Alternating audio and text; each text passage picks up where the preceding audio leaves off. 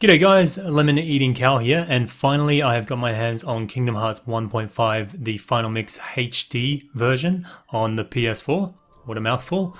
For a lot of people, it probably has been a long time since you played it, or you're a newcomer to the series, but pretty quickly, once you start up the game, you're going to notice that there's a few important choices that you need to make. So within a couple of minutes, you're going to be able to pick a weapon and sacrifice a weapon.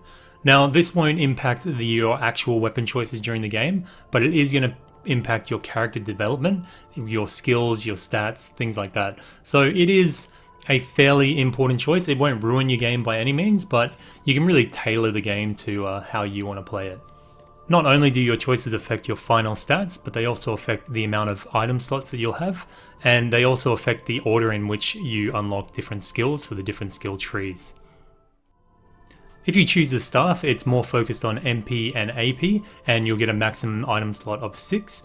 If you choose a shield, it's a fairly good balance between them all, but a focus on strength and defense, and you'll end up with a maximum of 8 item slots. If you choose a sword, it'll be focused pretty much purely on strength, and you'll get the highest strength from that, and you'll get 7 item slots.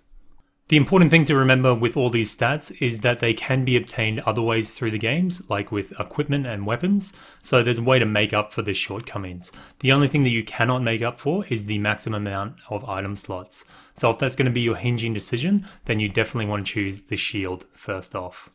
Now onto the abilities. So what weapon you choose determines when you'll unlock these abilities, and it kind of puts more focus on either attack, defense, or magic in a certain order.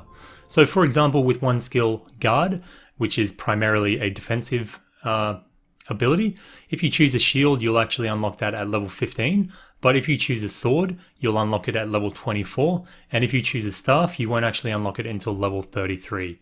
So depending on what you choose as your main weapon is really going to cater your early game and even your late game progression. But generally, by the end of the game, you're going to be fairly balanced. It's just going to be those extra little stats and things that you have to consider.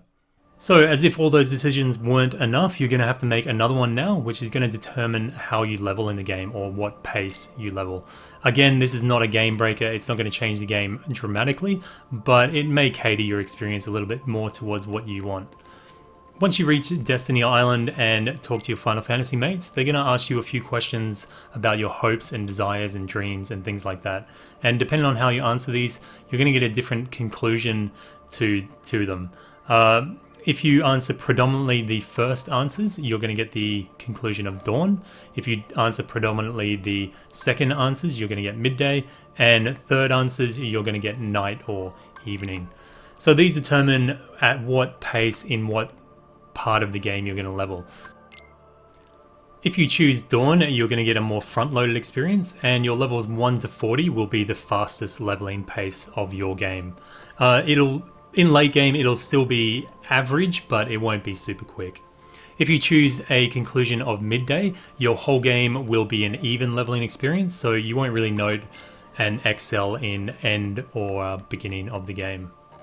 If you choose evening, your first 40 levels will be quite a bit slower, but then your last 60 levels will be faster, and overall will save you around about 100,000 experience, which isn't a massive amount, but it may just help you reach that cap a little bit faster. So there you go guys, I hope that has made your decisions a little bit easier. Again, it's not a game breaker if you choose the wrong one, but it just all depends on your personal play style and how you want to play the game. So yeah, just try them out and see what you like best. If you like this, please leave a thumbs up. If you got any comments or suggestions, leave them in the comment section below. And if you're really into Kingdom Hearts, then make sure you hit subscribe, because I'll be doing some live streams, some playthroughs, some guides, things like that. So make sure you stick around. This has been Lemon Eating Cow. Thanks for watching.